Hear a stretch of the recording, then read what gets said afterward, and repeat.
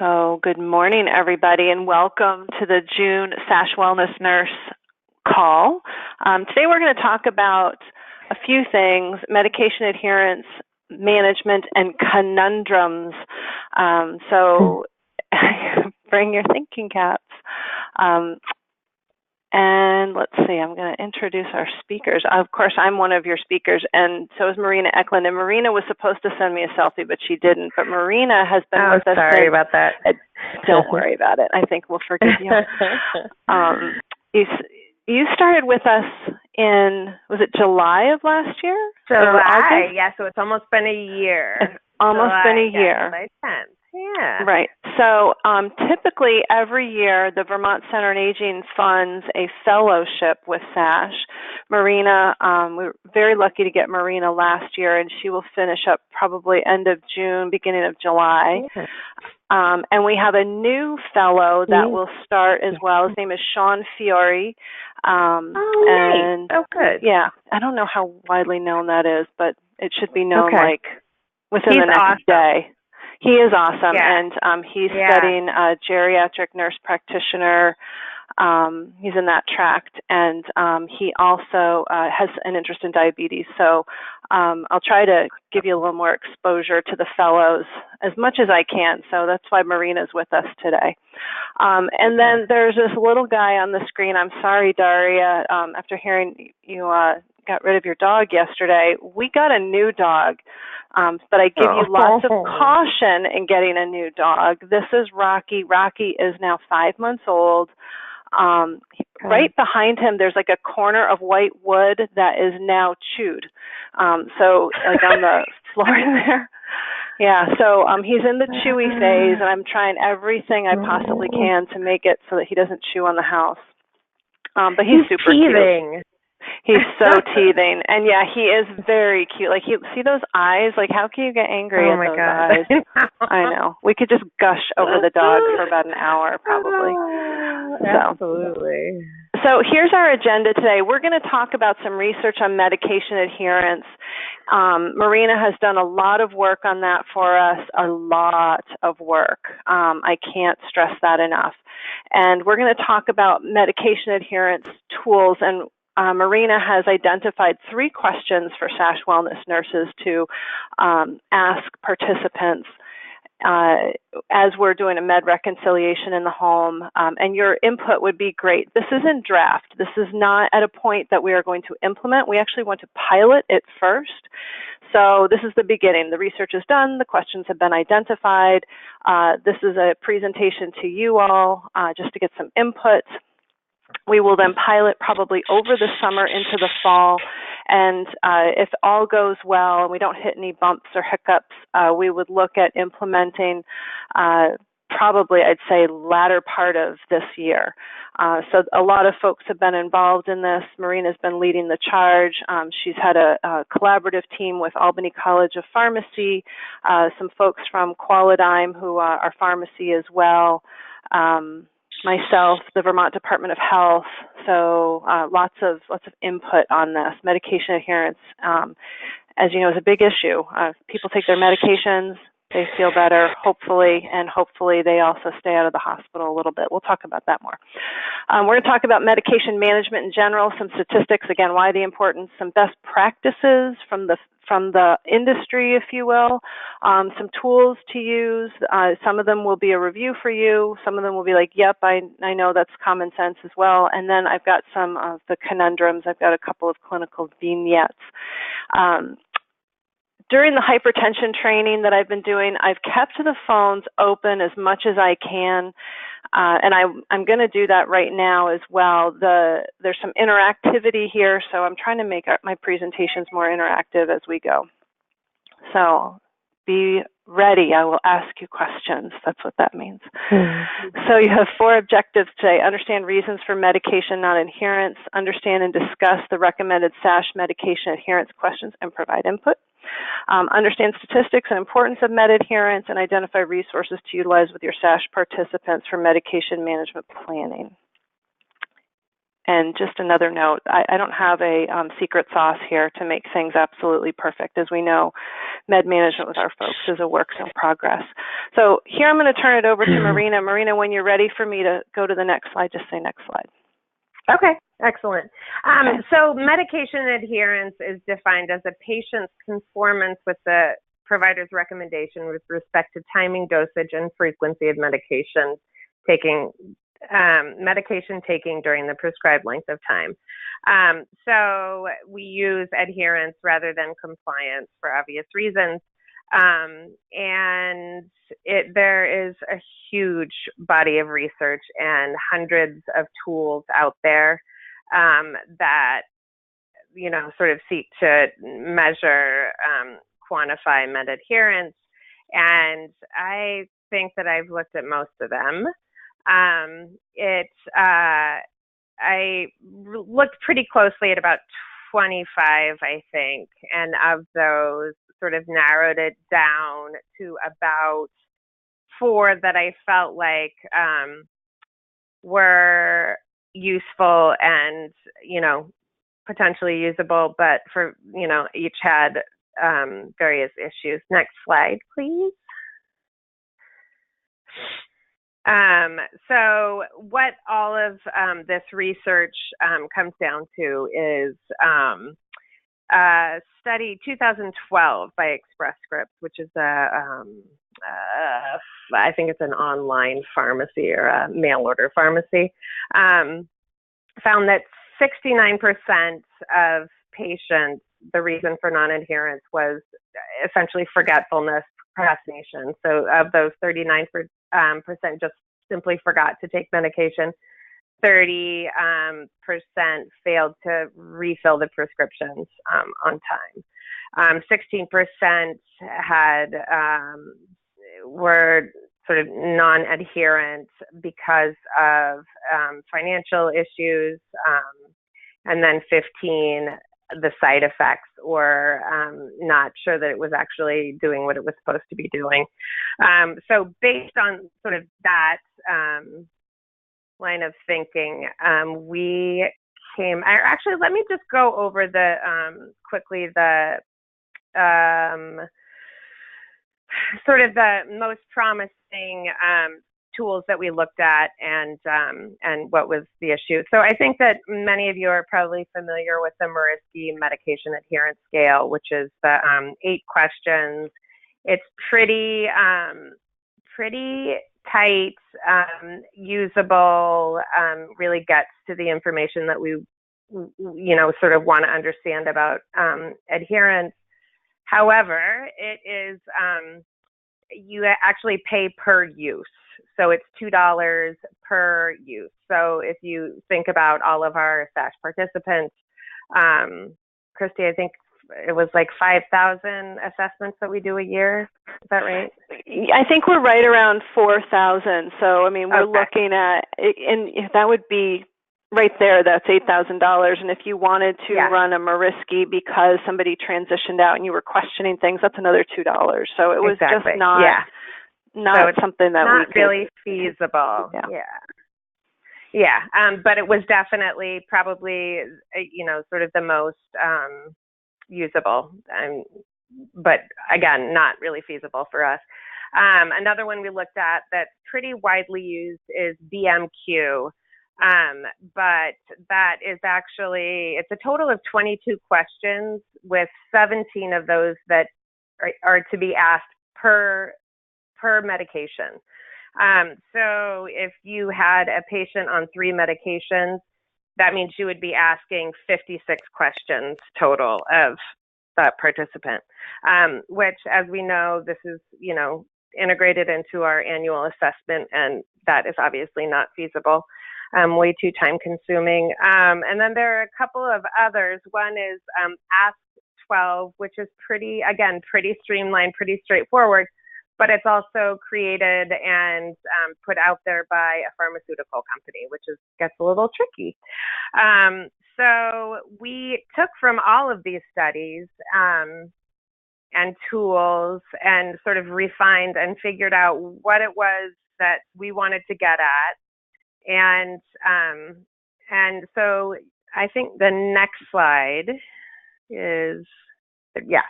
So we sort of crystallized it and came up with these questions.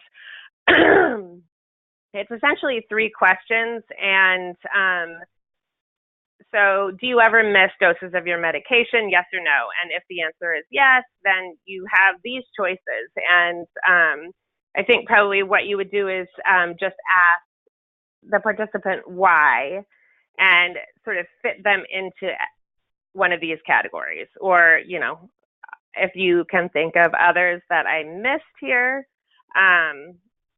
that would be helpful. But from there, the next question would be how often, and then finally, do you ever run out of medication?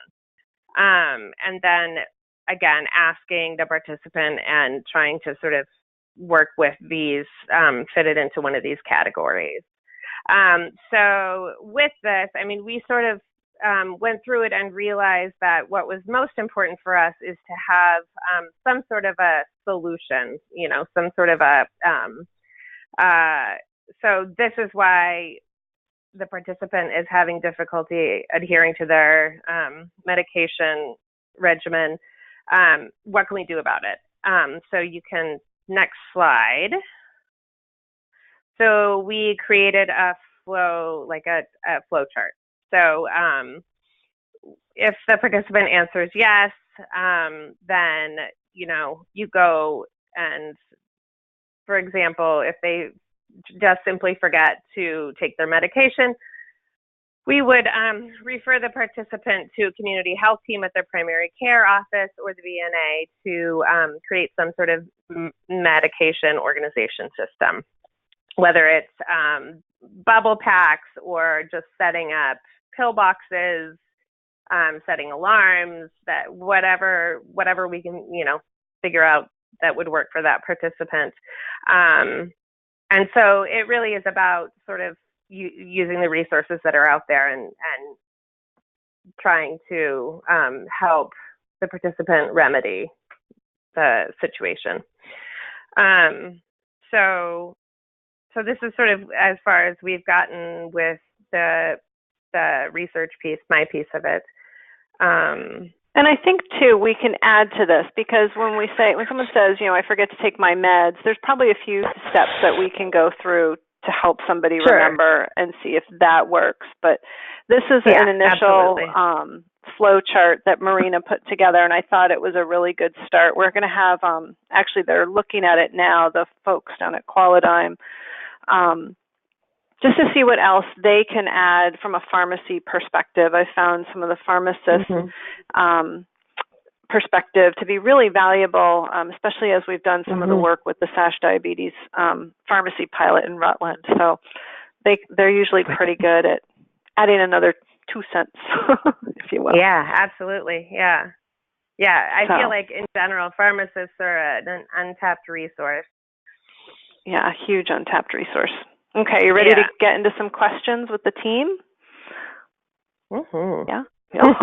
Okay. All right. So here are some questions for you guys. You know, are there any benefits that you can see to asking these questions? Was my first thought. Do you ask these questions or similar at this time? And if we could implement these questions into PHL, how could this benefit our SASH wellness nurse practice? And then taking that one step further, like how could you see this benefiting your panel? So, you know, I know that when we looked at the Meriski scale, it's probably been about 1.5 years now. We had an Albany College of Pharmacy student that did a pilot at Richmond Family Practice, and she got on the call and presented her work. And that was before we found out how expensive Meriski was. But one of the things we talked about was just being able to ask these questions to open a conversation. So I'd be interested to hear from anybody about how are you approaching this subject now, and maybe it's, you know, in natural conversation that you're having with someone. But tell me your thoughts on what you're seeing now with your practice. Anybody?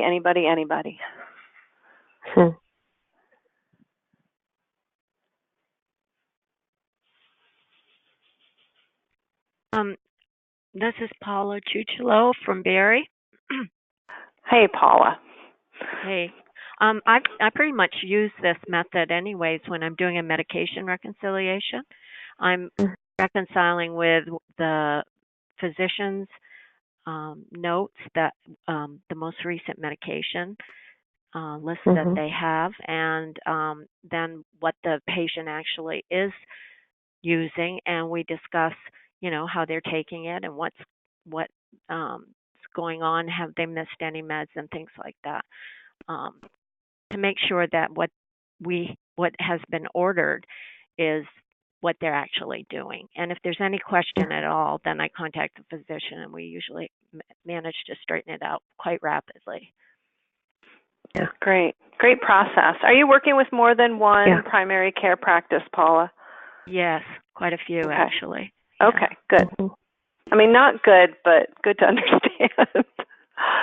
And Daria says, I ask if there are any problems taking meds.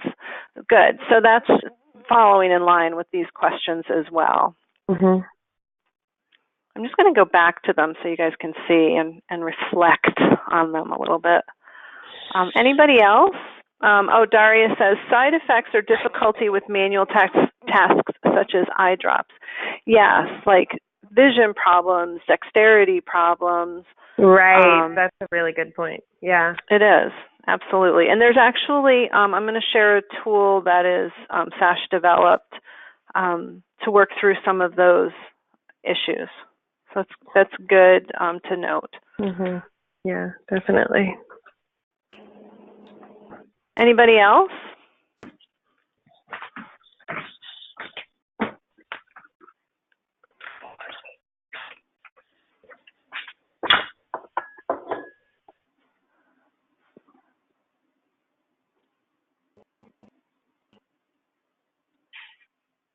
Anybody else want to share what your practice is, how you're working through, whether folks are taking their meds or not?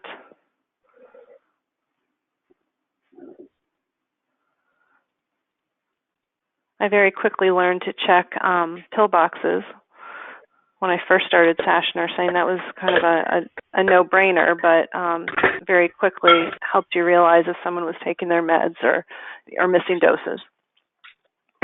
Right. All right. Well, I'm going to keep going. If you think of anything further in regards to these, let me know. The reason, we got something from Jody. Hold on a second. I ask if there are any obstacles to taking meds. What is your system, and is it working? That's a great question. Yeah, show me your system. What are you doing? I love it when somebody comes to their SASH assessment, reassessment with their own list that they've written out. It shows me that they actually understand what they're taking, and that's kind of a good sign. And then when you ask them what their system is, if they're able to articulate that, that's even better. So my other thoughts to this was, in terms of how could this benefit our nursing practice, it could also support us in terms of at the panel level. If you were able to pull some reports, even just on the first question, says, are people having a problem taking their meds, yes or no, that would give you an idea of the level of complexity that you're dealing with at the panel. It helps document that a little bit further. And we could even be able to build reports on the individual practices as well. Again, it's not necessarily going to tell you exactly what to do. It's going to give you an idea of what's going on at your panel. Yes, a medication screen to question.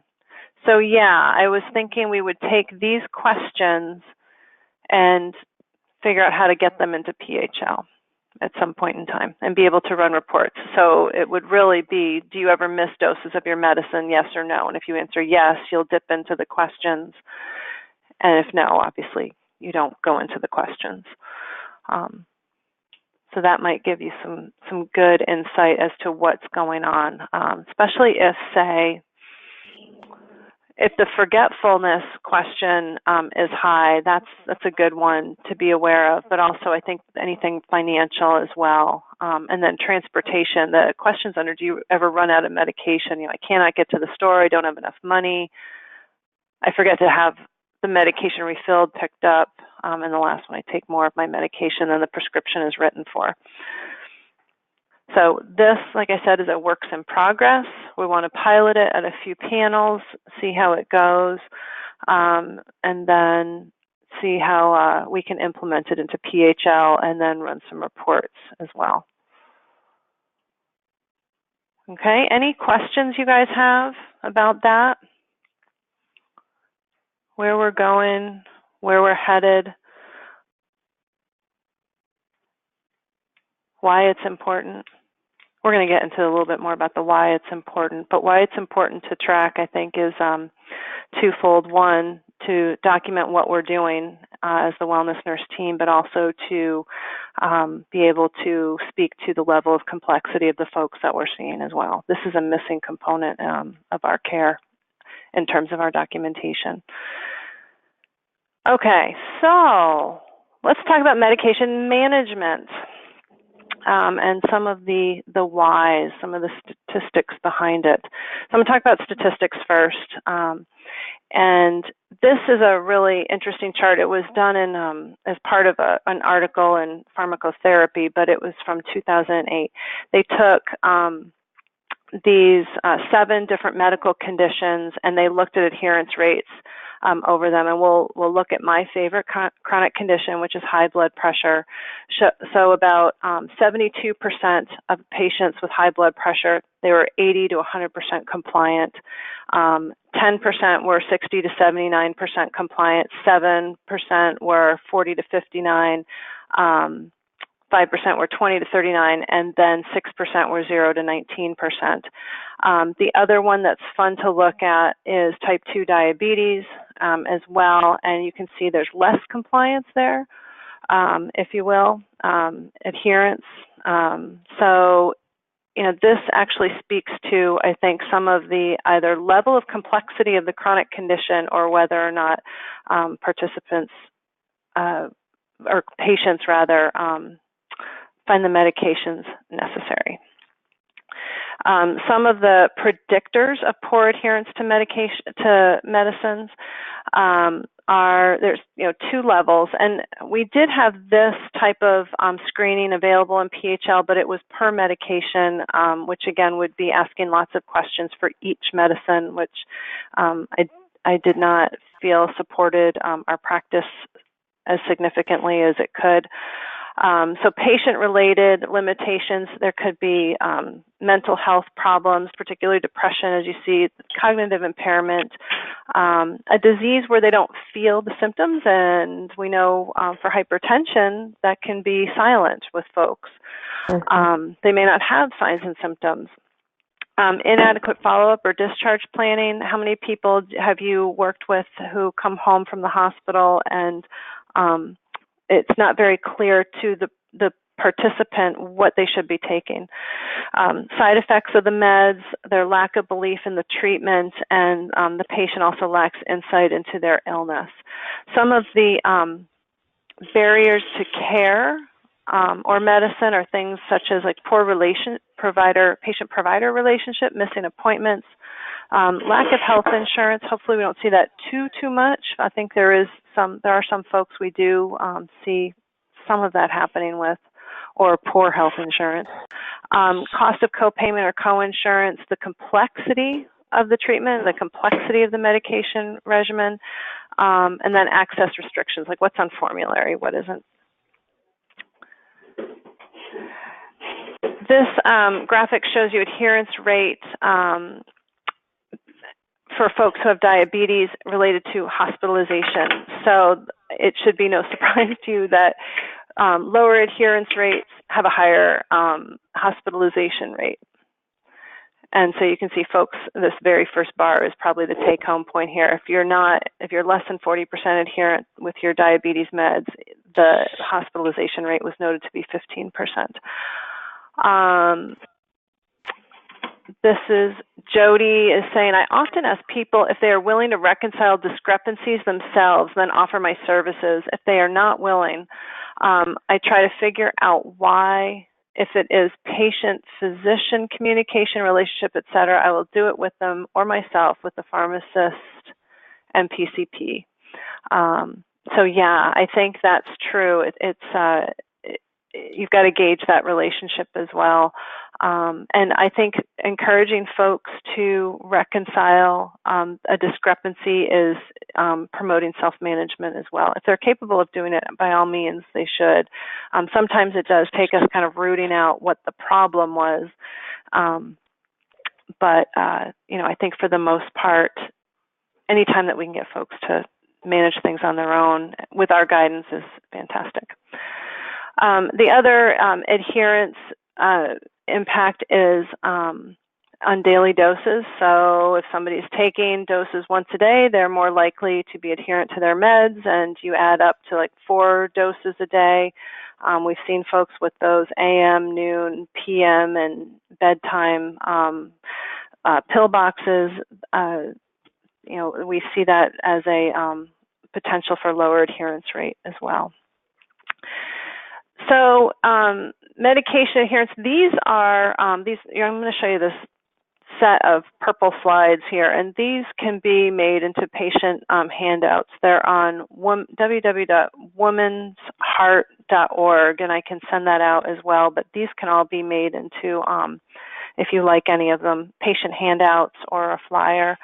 But it's important for folks to take meds. It's the rights of medication, right? Right amount at the right time, in the right way, for the right duration. So I think right duration is probably key, whether it's a chronic medication or if it's an antibiotic, or maybe it's prednisone that they're taking for a certain period of time, that they complete the cycle and then follow up with their primary care provider if they need to or not, or if they're still having symptoms.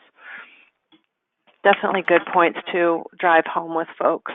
Why is it important for people to adhere to their medications? Actually, certain meds can improve survival, especially with some of those chronic conditions. We're seeing some medication regimens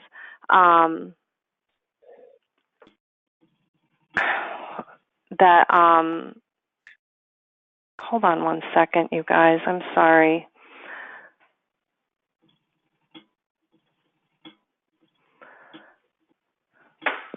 So medication adherence can also decrease the symptoms that they're experiencing and improve their quality of life. Heart failure is a great example of that. And also minimize side effects, slow the progression of disease. You get on a couple of different medications now with heart failure. Some of them are proven to improve survival rate. Some are shown to improve the quality of life. And, I think that that's a significant benefit to having folks continue with their meds. And of course, prevent hospitalizations. We see that with, I know I'm harping on heart failure, but that group of folks, we've seen lots of advances in their medication regimen, as well as diabetics. And it also lowers medical costs because then they're not going into the emergency room as much. The cost of poor adherence are significant, as we know. I shared a similar statistic on the hypertension call. More than half of adults don't take their medications as directed. I think we find that too when we're working with our folks, and more than 1 in 5 new prescriptions go unfilled. That's a pretty significant statistic. And then the little graphic here shows that, I love that they focus on blood pressure medications, but as folks continue over time, their rate of adherence unfortunately drops. So that's where, again, we can be a support in making sure that folks are aware of their blood pressures, their vital signs, how are they feeling, continue to take their meds, and keep highlighting that information with them. So here are 9 tips. They say for medication safety, really for medication management as well. They say write it down, of course, having a good list. And like I said earlier, I love it when a participant comes to me and they have a medication list in hand. report side effects. And I find as well in talking with many of you when we're talking through participant issues, somebody's experiencing a side effect, and so then they stop taking the medication and they don't do anything about it. So having that follow-up with their primary care or the specialist, whoever prescribed the medication. Store the medications properly, set a routine, build in reminders. Technology is great. You can set reminders on all of the smartphones and even the older phones. They do have the ability to do that. iPads are wonderful. Somebody on the Wellness Nurse team had worked with somebody about using an iPad to set reminders for somebody to take their meds. It was a diabetic. Stick with a schedule, organize. There's your little pill boxes. Use one pharmacy. Sometimes that's possible, sometimes it's not. I know our veterans, those can be a challenge because they try to get as much of their meds through the mail order. And sometimes they need like that one little drug from the local pharmacy. And it could be like their antibiotic or something they couldn't get. And follow up and share concerns. So anytime that they aren't feeling well, they're having a strange side effect, they need to be reporting in.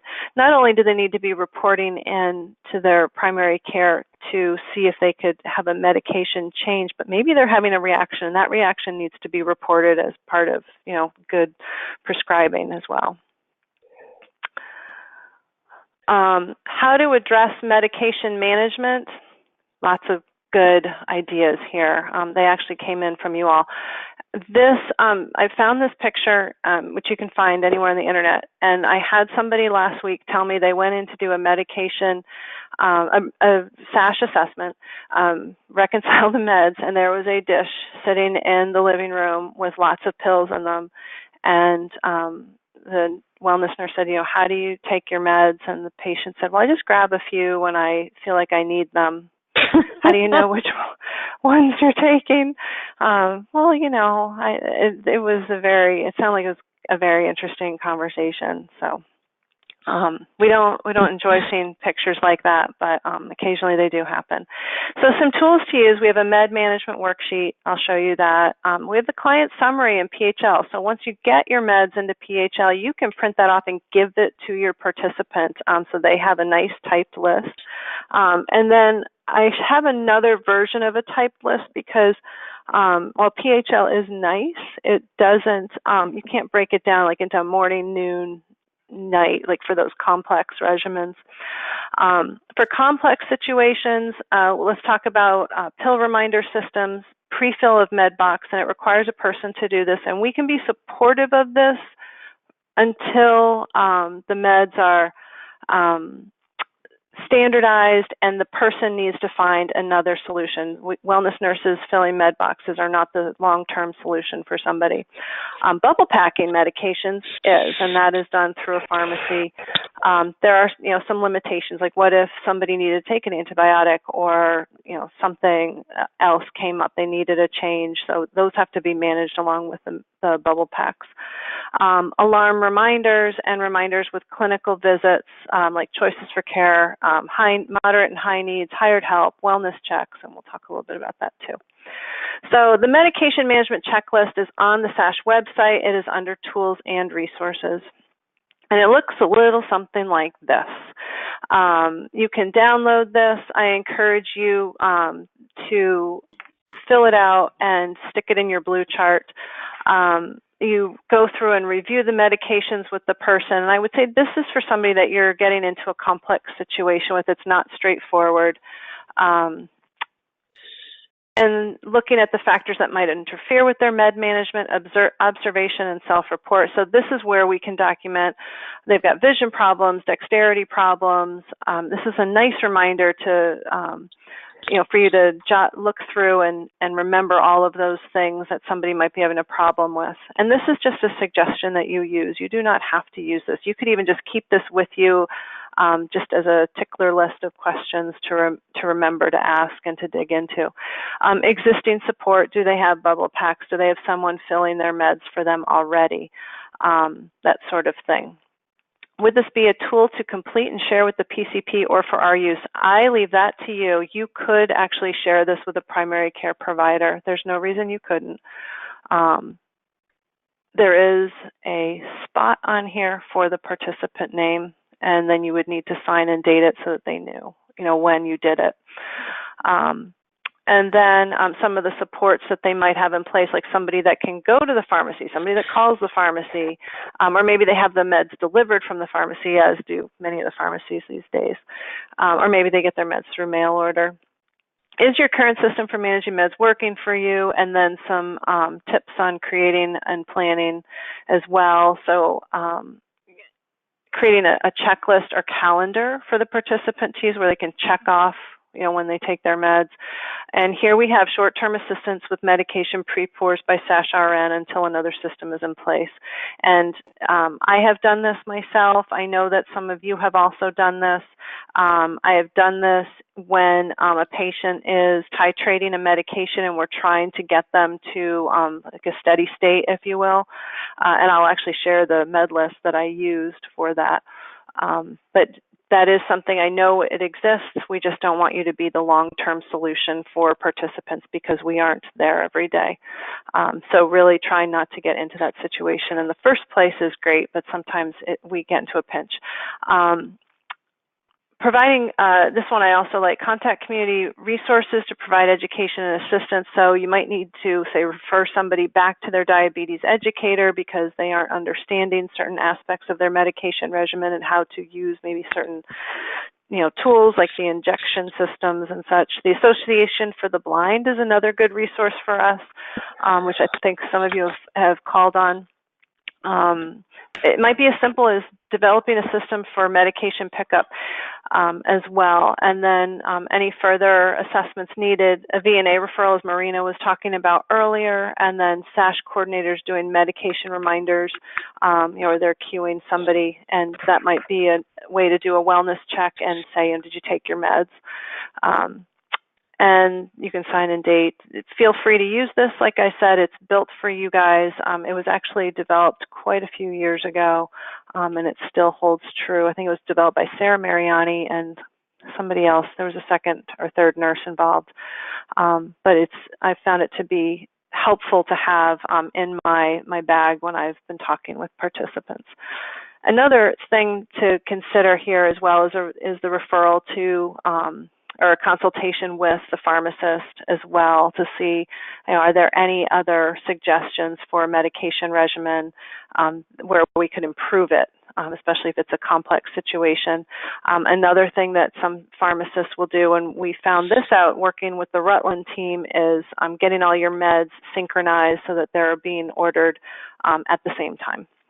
So maybe you don't have bubble packs, but maybe all of the pill bottles are synchronized for refill on the same date. Makes that a little bit easier.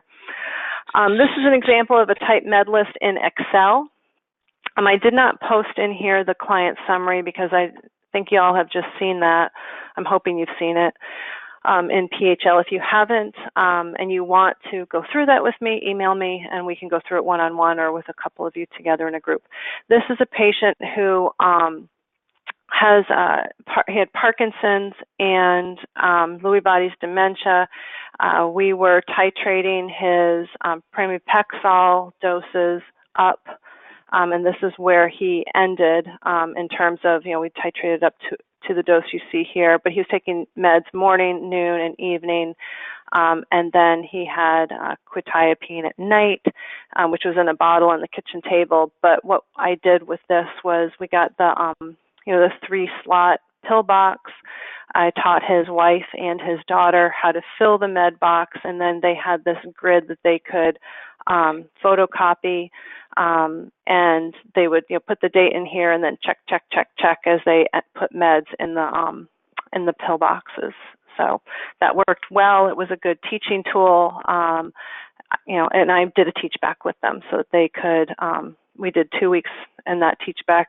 Wife did 1 week, daughter did another, and then, they just would call if they had any questions, if they had any concerns, which they didn't. They had one med change after that, and it was a quick and easy visit to just discuss where that pill was going to go, which slot it would go into. Some other tools, so like we said, help the participant find a system. So if they don't have a pill box, that's a great place to start. Where do they keep their meds? My favorite is when you walk in. But my favorite right now is the candy dish. That's my favorite example. I don't know that I can top that, but I also have appreciated when we walk in and there's meds on the kitchen table, and oh, by the way, I have some in the bathroom, and by the way, there's some in the bedside stand. Oh, yep, there's 2 more in the upper kitchen cabinet. So, I think that's also the challenge that we have with folks. Sometimes they think just of the prescriptions that they take, and they don't think of things that they take as needed, and they don't think of the over-the-counter things and the herbals, or the herbal medicines that they take. Another tool to use is these medication alarm systems, the automatic pill dispensers. It does require someone to fill it, and you can see, depending on the number of times per day, I think the slots are 21. I think you can fill it for 3 weeks if they were only taking meds once a day. It might be 4 weeks. I just can't remember, and I can't count that quickly. But what it does is you fill the wheel. The wheel pops into this white device. You close the top. You set it. It does have a lock on it too, so somebody can't open. So when the alarm goes off, they have to. In the middle picture, you see them tipping up and emptying the pills in their hands. So that is nice. The other thing is that after a certain period of time, the disc slides, so you can open it up and see if somebody missed their meds. It works well. Where I've seen that it doesn't work well is if you have a participant that says, oh, I'm going to take my meds out, and they put them in another cup, and then they forget about the cup where their meds were. So that's another problem. So like I said, it's not a perfect system, but I have seen this work for many people. This costs $65 to $79. I just did a web search yesterday. It's available on Walmart, Amazon, various other medical suppliers. Sometimes I know that in Chittenden County, for example, AgeWell did have some of these. I don't know if they still do, but this is, like I said, it's a good tool. It's reasonably priced. It's expensive, $65 to $79, but they would get a lot of use out of it. The other system that I've seen out in the field is the Philips system. This takes a lot of work. You have to load these little plastic cups over in this little, you see where it says Philips medication dispenser loading tray. This is expensive, I think. It's a monthly fee. It's complex too. I wanted to throw it out the window after I looked at it because it was like all these cups and entering meds into them and then popping little tops on them. And I'm sorry, I shouldn't be so biased, but it wasn't my favorite. Some people do have them though in the home. And then we have the bubble pack systems, and they look differently depending on where you are. I know community health pharmacy, community health centers pharmacy looks more like the picture on the left. And then I have also seen bubble packs in terms of the little packages like in the middle. And sometimes they're in little squares too, like where you pop them out. Those are okay. The one thing that you may see that's difficult is sometimes it's difficult to see like what's typed on them. So the little packs here, you can sort of see it says Thursday. Well, that's about all I can read. 15, 11, 12. I don't know exactly what that means, but sometimes the type is hard to read. And then meds on time sometimes looks like the right picture. So they look a little bit different. You have to orient yourself to them and work with the pharmacy if that's something that you're doing with a patient. And then they really need to move all of their meds over to that pharmacy that offers that service. Any questions so far? Any other ideas that you guys have had in terms of medication management? I do have one more, and this was working with a person who had diagnosed Alzheimer's. She had help coming in every day, and the staff, what they did was they got a safe, a little desk safe like you see in the hotels, and they would come in the morning and they would pull out her meds to be taken, but then her meds went into the safe so that she didn't dose herself accidentally. So that was another tool that was employed. I hadn't seen a hotel safe used before. But any other things that you guys have seen that have worked well for you out in the field as you're helping folks find out, some plans for how to manage their meds?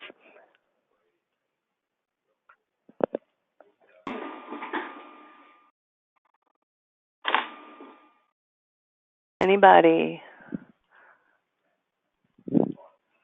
Hi, Christy. It's Christina. Good morning. Good morning. I do think that cognitive, I guess probably cognitive/intellect really plays a huge part in safely people safely taking their meds, and we've run into that at 3 Cathedral in particular. And one thing I've asked people when, this one family in particular, they have bubble packs, but they weren't even taking the medications correctly with the bubble packs. And so I just said to the husband, I said, what is keeping you from taking your medications correctly? And he said, I don't really know. So we just talked about it, and I reinforced how important the medications are, and he is now taking them correctly, or so he says. But I do find when medications, the drawback with bubble packs is if medications are discontinued, then we have to go through them and remove the med, so that's a little problematic, but I think overall they work really, really well. Yes. And we had this question come up in one of the southern areas, the same thing. If that's the problem with bubble packs. If something's discontinued, we'll have to go in and take something out. Yeah. And we can definitely support that. But I think too, sitting down and educating somebody might be a whole aha moment for them, like, oh, I really need to take this so that I, stay out of the hospital. I don't have a stroke. I feel better, that sort of thing. Jody says adult day facilities will take meds if safety and cognitive issues are present, if willing to go, if the participant is willing to go, I think she means. Yes, if the participant's willing to go to adult day, that's a big thing. Daria says, I print out a list of medications and instructions for the participant to put on the refrigerator. Then it's there for home health, emergency care personnel. And it's also a reminder to take their meds, and I encourage them to write questions on it and take it with them to the doctor's visits. That is fantastic. And Amanda Robeson also says adult daycare and sometimes doctor's offices will fill pill boxes. Yes, sometimes they will. Absolutely. We're getting really, really creative in how to do this now. Paula says, what is our policy for disposal of pills that need to be removed from bubble packs? We don't have one. We don't have a policy on that. So what do you think we should do with that?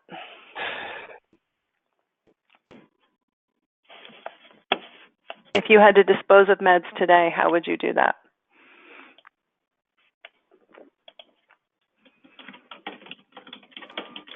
Christy, it's Christina again. Yes. I take them to the police station. They don't ask any questions. They just take them, and that's the end of it. Yep. Jody said, have the family dispose at the fire department, drop-off location. Yep, police station. Sarah Stolzenberg says, I put them in an empty pill bottle and take them to the police or pharmacy. Very good answers. We do have a link on the SASH forum as well for medication disposal.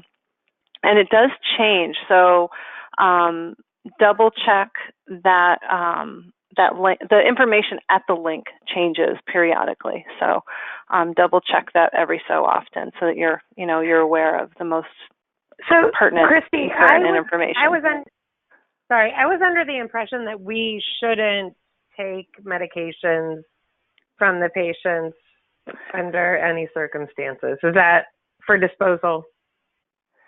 I know that we do it. I don't know where I got that from.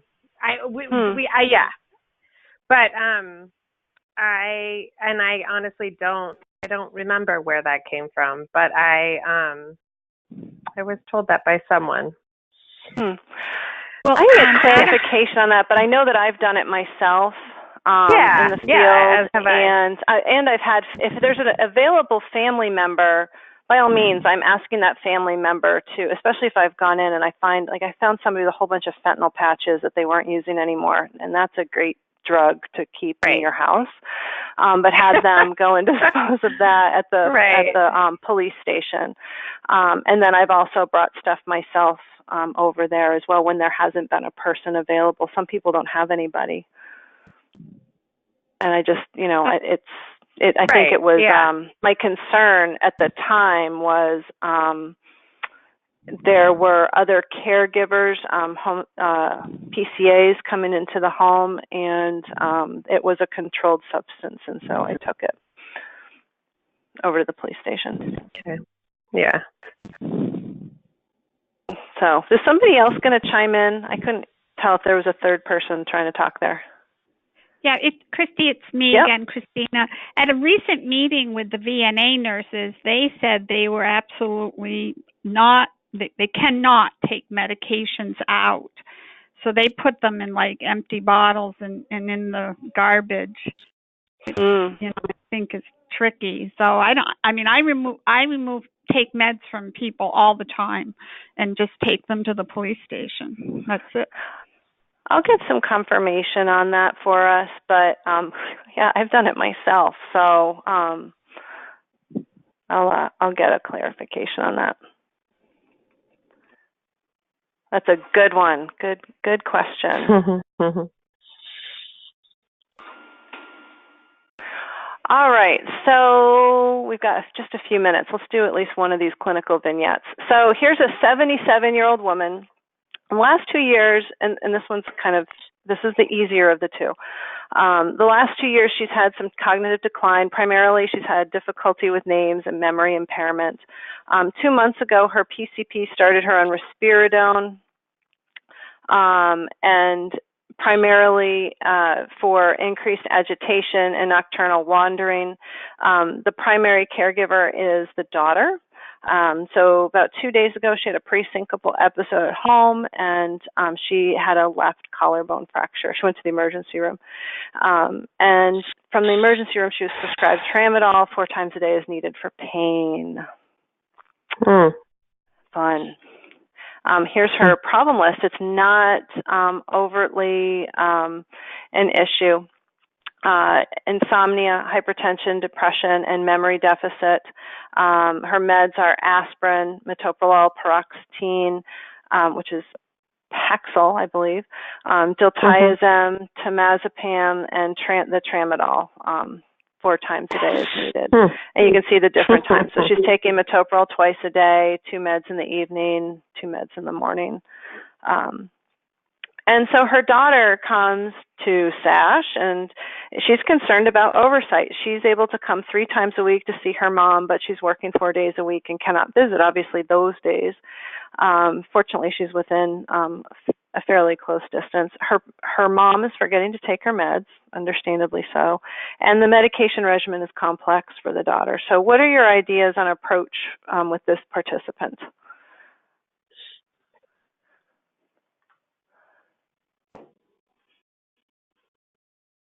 Well, first of all, I would say she's got a lot of meds on there that are red flags for fall risk. Yep. Very good. Yeah.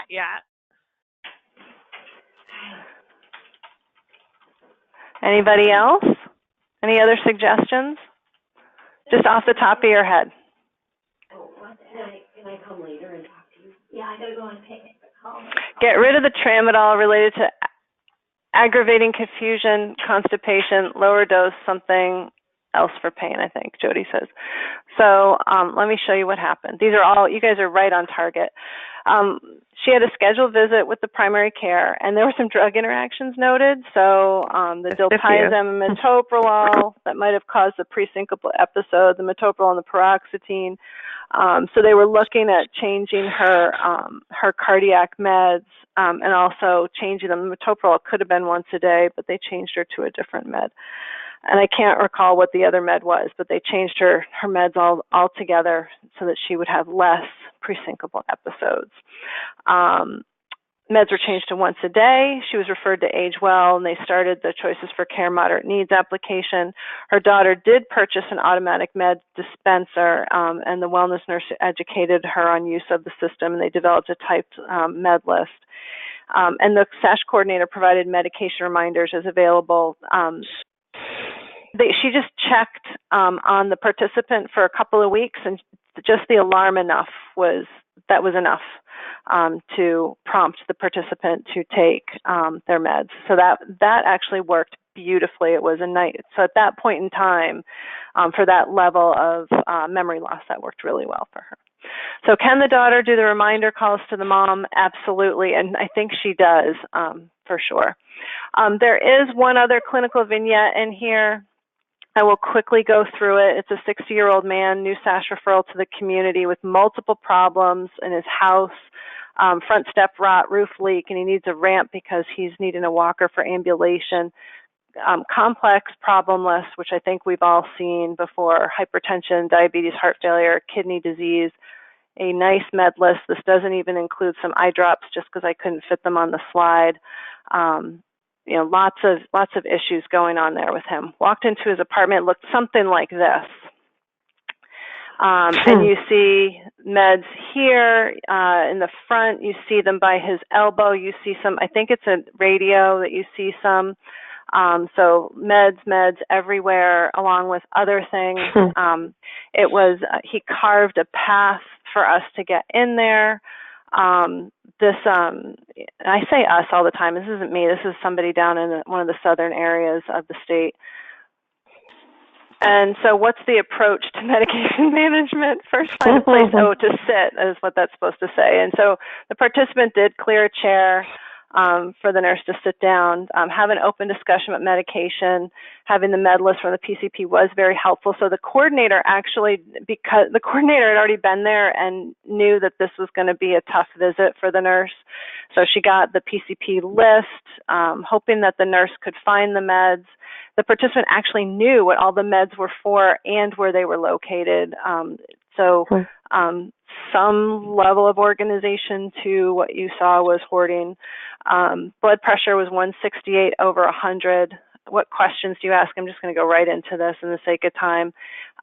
He decided not to take his lisinopril and Lasix because he didn't feel like he had problems with his blood pressure. I take so many medications already. I need to cut something out. The water pill makes me pee all the time. So what ideas did we come together for a plan? The coordinator did a fabulous job, such a great job in terms of working with this person and getting the hoarding task force in there. They were able to clear his living room, and that was important because he needed some work done in the house, and the workers would only come if they could safely get in and out of the house. The roof leak was the first thing that they tackled, and then they built a step, and last I knew, they were working on getting funding for a ramp. That had not happened yet, though. I think they're still working on funding. The wellness nurse spoke with the primary care, arranged for the participant to visit. She also consulted with the pharmacist because there was polypharmacy obviously going on. There were 5 meds discontinued between that initial collaboration, and you can see those and they're all on the beers list, right? They're all on. Okay, you stole my thunder. Yes, they're all on the beers list, and I'm asking for us to have a presentation on beers criteria. They also recommended discontinue metformin due to his kidney disease. Restarted lisinopril and Lasix with a plan to go to a combo med once the blood pressure was under control. Just to see how there's a lot going on here, as you can tell, and also a sleep center referral as well, because obviously he was taking stuff to help sleep and it wasn't really working. So again, not a perfect situation, but fortunately a little bit of a knowledgeable. Complex and cumbersome sounds like a several-week endeavor. Yes, and ongoing. Story is to be continued for sure. I'm sorry we're a few minutes over, but I will be sending out an email today about the July wellness nurse call. It's Friday, July 13th. It's at 8 a.m. And we're only going to offer it one time because we're having a pharmacist come in, but it's Diabetes Medication Overview with Marty Irons from Beecham and O'Rourke in Rutland. So you guys, if you have any questions, you guys were great. Yay. That's applause for you guys for all contributing to the discussion. Thank you very much, and have a great rest of your week.